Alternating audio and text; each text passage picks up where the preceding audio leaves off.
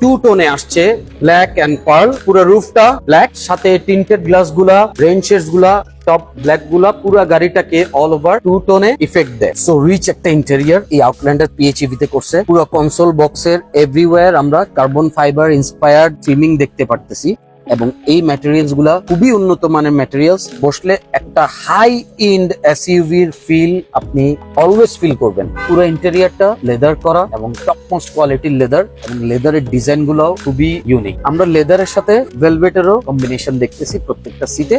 This Outlander PHEV comes with a sunroof which works in two way.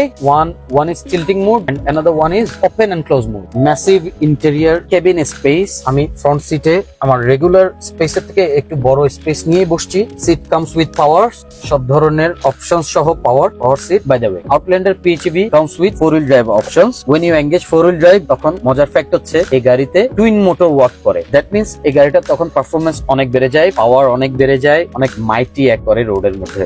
The seats come with high and low